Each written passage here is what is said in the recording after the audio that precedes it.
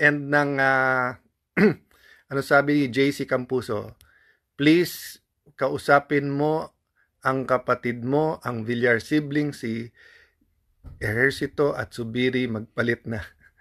Actually, kakwentuhan ko kanina si Senator JV. Nakita ko siya sa Green Hills, pero hindi po namin pinag-usapan ang leadership ng Senate. Pinag-usapan po talaga namin yung direction and future. Nagkamustahan lang kasi binisita pala nila yung tatay nila. So, Naku, kinakabahan na si Tuta Soto niyan. Nag-usap pala si Senator Alan Cayetano at si JVRC ito nung nagkita sila sa Green Hills. Naku, alam mo naman kasi itong si Tuta Soto, mga kaibigan, marami na pong ayaw sa kanya dahil sa pagpapatakbo niya dito sa Senado, wala pong nangyayari, mga kaibigan. Pinagtatakpan niya po ang kanyang mga amo na si Tambaloslos at si BBM. Kaya ito po ang nangyayari, may usap-usapan po na ito nga, may mga senator nag-usap-usap nga na sila pasimple yan dahil nga po dito sa ayaw nila dito sa pagpapatakbo ni Tuta Soto, mga kababayan. and this week, dahil umpisa pa lang din ng October, nung September. So, madalas po natin sabihin na kahit anong pagsubok ng ating dinadaanan, and I know it's hard po, kasi galing po ako ngayon sa 2 week, dapat lang po isa ang pupuntahan ko, yung palang katabi, matagal na matagal kong kasama, leader ko po yon nung student days pa niya. Empleyado din po ng kongreso, pero yun nga, hindi pala nila ako na-contact. So, buti na lang nakita ko rin at nagkausap kami nung anak niya. But, having said that, di ba, yung una ko pinuntahan week, celebration of life. Sabi nga nila na, sir, syempre, nagluluksa kami, malungkot, but nandito yung mga kamag-anak, very peaceful ang pagpanaw ni nanay, very full ang life. Tapos nakapagsabi pa nung mas maaga that day na sinusundo na ako ni Lord. So in any na pagsubok, 'di ba? I cannot imagine how people from Masbate, part of Samar, part of Mindoro, Cebu feel. Kumusta po ang aking mga Facebook friends and family? So dahil late na naman po tayo, medyo maraming lakad po kasi today. From Taguig to Quezon City to Green Hills to back to BGC Taguig to Parañaque, then back home dito sa Taguig. Weekend, so baka may mga gising pa, pero definitely maya-maya ang ating mga kapatid from the Middle East, from Europe, Canada, US, Oses Squared, and Jarius Jansen, good morning. Sabay pa kayo. Pag-pray nyo lang kung ang prayer ko, ilagay tayo ni Lord kung saan niya tayo gusto at gawin natin kung anong gusto niya. So, hindi naman po importante ang position. Importante how we use that position. Donald Mac, good evening sa iyo. Jessica Santos Apolinario, hello. Ava, see you later. Later meaning tomorrow, Saturday. Kasama ang ating mga pinakamamahal na Ladies League ng Taguig. Christopher Guerrero Delim. Lian Evidientes, good evening from Canada. O sabi sa inyo sa Canada, di ba? So, Marshall Altunaga, God bless you. Buddy Aces, G. Jaya, Michael Torres. Ang bilis. 500 na po tayong nagtitipon-tipon. So, let's start out the way we usually start out, di ba? By giving thanks to the Lord. So, end of the week. For others, Saturday, end of the week. Sa iba, Sunday, Monday yung umpisa. But start ng weekend, end ng, ano sabi ni JC Campuso, please kausapin mo ang kapatid mo, ang Villar sibling, si Ejercito at Subiri, magpalit na. Actually, kakwentuhan ko kanina si Senator JV. Nakita ko siya sa Green Hills, pero hindi po namin pinag-usapan ang leadership ng Senate. Pinag-usapan po talaga namin yung direction and future. Nagkamustahan lang kasi binisita pala nila yung tatay nila. So nasabi ko na nasa Green Hills ako. So nakapagkwentuhan kami ng mabilis. So I was in the middle of saying, what are you thankful for today and this week? Dahil umpisa pa lang din ng October. Mga kababayan, ay yung sinabi ni Senator Alan Peter Cayetano na namasyal siya sa Green Hills at nagkita-kita nga po sila at nagkita nga sila ni JVRC to doon at nag-usap-usap tsaka doon sila Villar. Alam niyo mga kababayan, konti na lang po ang diferensya ng majority dito, at saka dito sa minority na sila Alan Peter Cayetano. Naku, pag bumaliktad po yun nandyan sa mga majority na sila Villar at saka tong si JVRC to at saka si Sherwin Gatchalian. Naku, tapos na po ang usapan mga kababayan. Dahil lang pagka yan pong nangyari, maging majority na yung minority, naku, tapos na pong usapan. Tapos na, kinakabahan na si Romualdez niyan mga kababayan. At saka tong si Tuta Soto dahil nga dami lang naiinis sa kanya dahil nga wala po siyang ginagawa doon, nakaano lang po. Walang nangyayari sa mga kaso mga kababayan. Naku, Romualdez, magtago ka na niyan sa saya ng nanay mo.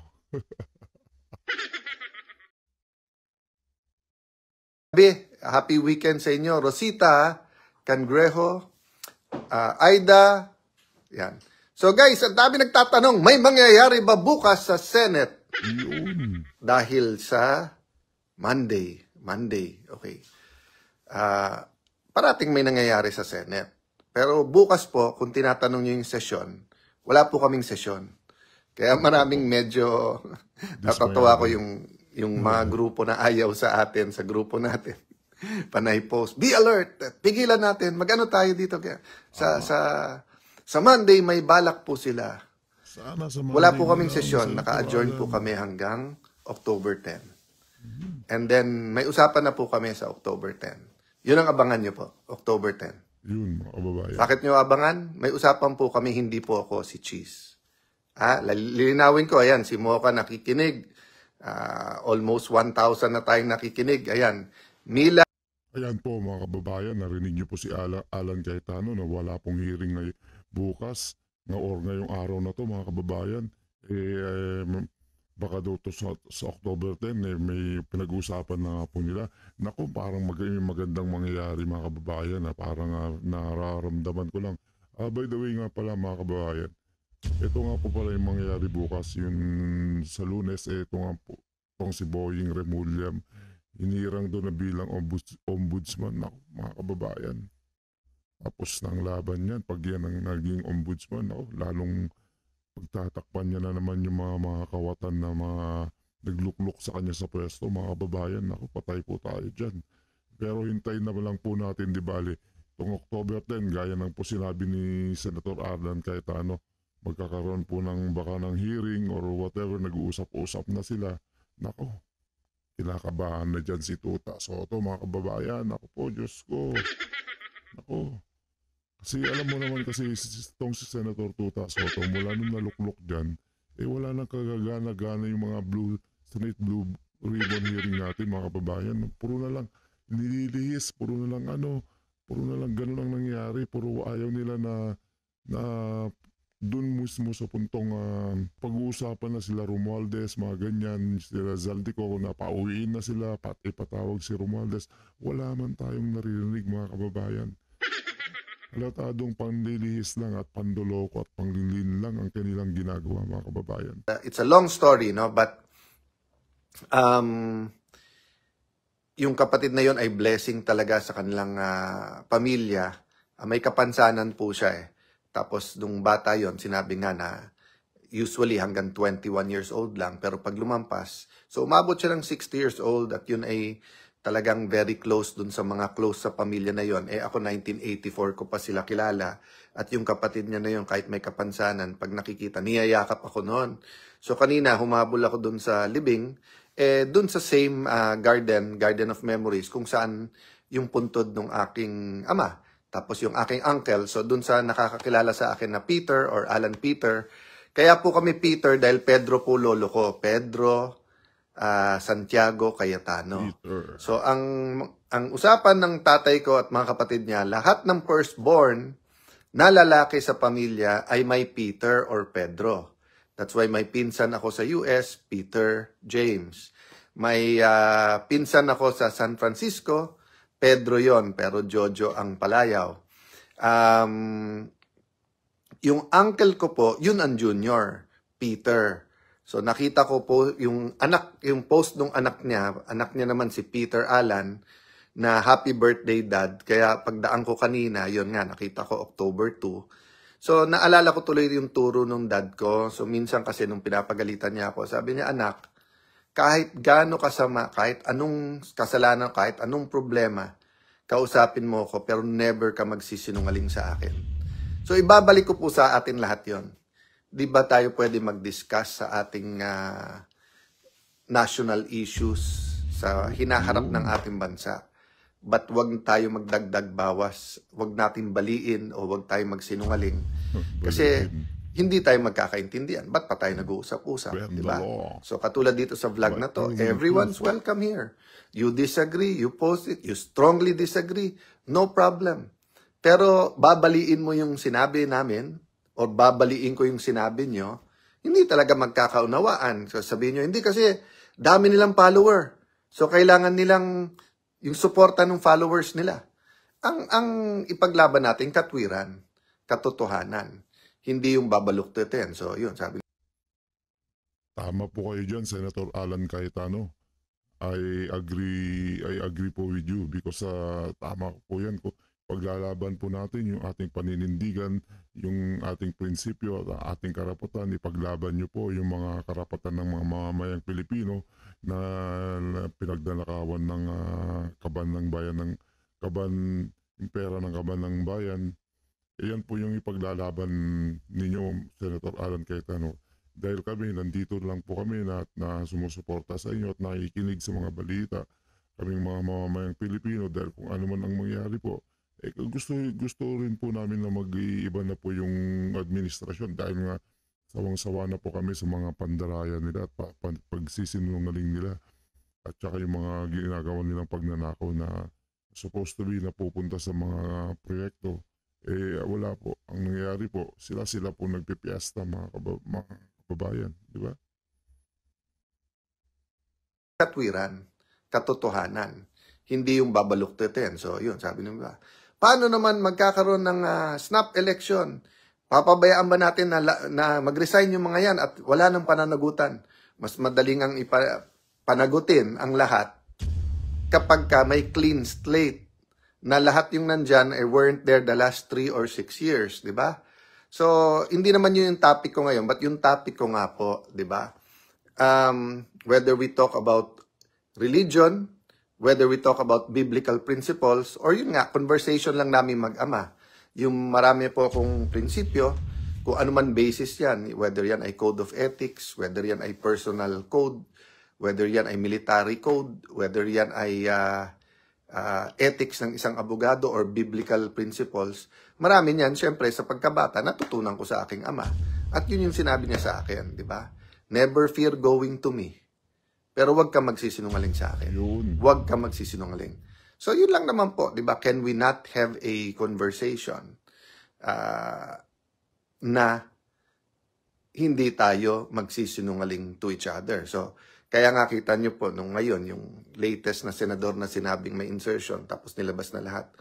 Kasi nga, halimbawa, yung mga supporters niya, nung sinabi ni Senator Ping, halos lahat, meron, nililabas ka agad. Ito yung wala. Yung kasi sinusuportahan nila yun eh. Hindi nila siguro tinanong kung meron o wala. But ito yung ano. Tapos, lahat ng insertion, lahat ng amendment o lahat ng nilagay, masama. Okay. Nung lumabas, hindi totoo yan. Nung lumabas na meron talagang amenda, ay sandali lang, hindi insertion yan, amendment yan. At hindi naman masama ang amendment, ang masama insertion. Nung nalaman pareho lang yon, ang masama yung ghost o masama yung corruption, pero yung pinaglaban mo na may project, iba na naman yung stand. So yun po sinasabi ko, hindi pwedeng moving target ang truth. Ang totoo para kay Alan ay dapat totoo para kay Maria, totoo para kay Pedro, totoo para kay Ferdinand, totoo para kay Sarah, totoo para sa lahat ng Pilipino, para isa lang ang basis ng ating pinag-uusapan. Ayan po mga kababayan, narinig niyo po yung pahayag ni Senator Alan Cayetano na yun hindi bawal ang nagsisinungaling. Meron dyan yung number 1 dyan na against kay Tatay Digong na laging kumokontra. Na yun nga po yung isa din siya sa tumutol na yung house arrest at umuwi na lang dito si Tatay Digong na gusto mangyari ng mga senator. Nagbotohan sila. Ayan, isa si Senator Alan Peter Cayetano bumoto kay Tatay Digong na dito na lang umuwi para i-house arrest kasi nga yung kalagayan niya nakakaawa nga po naman yung itong isang babaeng senator na to. Talagang ang dami pa niyang sinabi dun sa mga message niya kung ano-ano pa. At the end, yung nag-no nga siya kay Tatay Digong. Ngayon, may lumabas na mga dito sa social media na isa rin siyang kawatan, mga kababayan, di ba? Sabi ko na nobody's perfect. Tapos siya, feeling niya perfect na siya. Ngayon, lumabas yung baho niya ngayon. No? Takot-takot na naman ang paliwanag ang abutin nito. Social media. Puro na lang kasinungalingan, mga kababayan, di ba?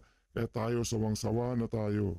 Hanggat maaari, gusto na natin talaga ng mabilisang pagbabago at dapat dyan palitan na talaga snap election yung mga sinasabi ng ating mga taong bayan. Ay nako po. Dyan sa flood control at corruption. Sabi ko, dahil bilyon-bilyon to, trillion nga eh. Billion, tens of billions, hundreds of billions. Guguluhin to. Guguluhin yung usapan. Di ba? Yung simple gagawing komplikado. Pakasimple yan eh. Kunin nyo muna yung pinaka-guilty eh. Hiwalay nyo muna sa 1 trillion pesos the last 3 years. Unahin muna natin ano dyan ang ghost at hindi. Simple na naman malaman yung ghost eh. Yung ghost, wala talagang ginawa pero bayad na. Yun lang yun. Di ba? Yun yung ghost. Iba yung substandard, iba po yung dinaya, iba yung hindi completed, iba yung nilipat. So lahat yun you can deal with it. Pero pag inuna mo yung pinaka-guilty, madaling masunod yon. Pero kapag ginulo mo, gugulo. At meron po talagang gustong guluhin yan. Di ba? So, let me go back to it. Di ba? Ano ba mga naging topics natin over the weeks, over the months? Success, i-define natin success. Identity, define natin identity, who we are as a person, 'di ba? As a community, as a nation. Pinag-usapan po natin stress, pinag-usapan natin rest, 'di ba? Lahat 'yan. Pero guys, makakapag-usap ba tayo if we're not going to be truthful with each other, 'di ba? So lalo po kung yung discussion ay national issues, 'di ba? Ayan, sabi, kahit demonyo at work din po sa exposures. Okay. So I don't know exactly what, but meron verse yan in that even the devil can quote the Bible. Totoo din naman po yun. Pero hindi ibig sabihin, pag nag-quote, devil o hindi. Ang titignan po natin, yung intention at kung may katotohanan o hindi. Di ba? Kaya nga sabi nila na dati na parang halimbawa kung Tama ka po, Senator Alan. Ngayon nga yung sinabi mo regarding about dito sa flood control, agree po ako dyan. Kasi nga po, nakita nga namin dito, nakikita namin pag ako lumalabas, yung mga nakatiwangwang na mga LRT na yan, yung mga ginagawa dito sa Luzon, tsaka nung napunta ako doon sa Visayas, naku po, iniwanan lang doon nakatiwangwang. Kalahati, samantalang bayad na po yan. Tignan mo nga naman yung makalokohan na mandarambong ngayon na nakakahiya. Sobrang nakakahiya sila, mga kababayan. Kung may nagnakaw, yung sasabihin ba niya, totoo o hindi? Siyempre, magnanakaw, kung tatanungin tungkol sa nakaw niya, malamang hindi. Pero hindi naman ibig sabihin na lahat ng sasabihin niya hindi totoo. That's why nga po, may science nung cross-examination at saka nung batas, di ba? So, yun po yung ating tinitignan, di ba? So, kung makikita nyo po, sa 1 trillion po na budget, flood control pa lang yun, in the last 3 years. So in the last 3 years, mga infrastructure, DPWH pa lang yun. Meron pa tayong BIR, may customs, meron pong sa Department of Health, sabi ni Mayor Magalong, may tinitingnan din po kami dyan. Hindi po natin dapat lahatin eh. Kasi, di ba, hindi natin na sinasabing lahat ng sa costo, lahat ng sa BR. Minsan naawa ko doon sa mga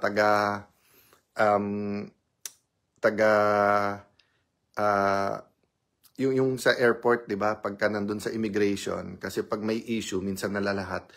Nung nasa DFA ako, we work closely with them for many issues, national security, sa mga foreigners, yung yung human trafficking, King. So there's a lot of good people, di ba? Whether that's customs o ganyan. Kaya lang nga, pagka hindi na-expose ka agad, gumugulo. So that's what I'm saying. We have to have an honest and to goodness conversation with everyone. Those who joined us lang ngayon, yung tinatanong pa, may mangyayari ba bukas? Wala po kaming session bukas. Naku, Kasi po, sayang po, Senator kami. Alan. So October 10 pa ho. At Tuwan-tuwa October po. 10 ho, birthday ni Cheese. Tuwan-tuwa po yung mga kawatan dyan, Senator Alan, no? Lalo na yan si Tuta at si Laping Lacson dahil nga po, bakasyon sila. Ngayon, kinakabahan na sila niyan sa mga susunod na mga hearing natin. Naghahanda na sila ng mga isasagot nila dahil alam mo itong mga crucial na to, itong point na to, itong mga October na to. Baka pagdating ng katapusan na yan, tsaka may matinding rallying mangyayari yan. Yun ang naaamoy ko, mga kababayan, di ba? Maraming salamat po, Senator Alan Cayetano. Sadyang napakabuti po ng iyong puso dahil ikaw ay pinaglalaban mo yung mga karapatan ng mga mamamayang Pilipino. Maraming salamat po. Saludo po kami sa inyo, Senator Alan. By the way, mga kababayan, maraming salamat po sa panonood dito sa video. Huwag niyo kalimutan i-share, i-like at subscribe at para naman napapanood dito ng ating mga kababayan dito sa Pilipinas at sa iba't ibang bahagi ng ating mundo. Maraming salamat po. God bless.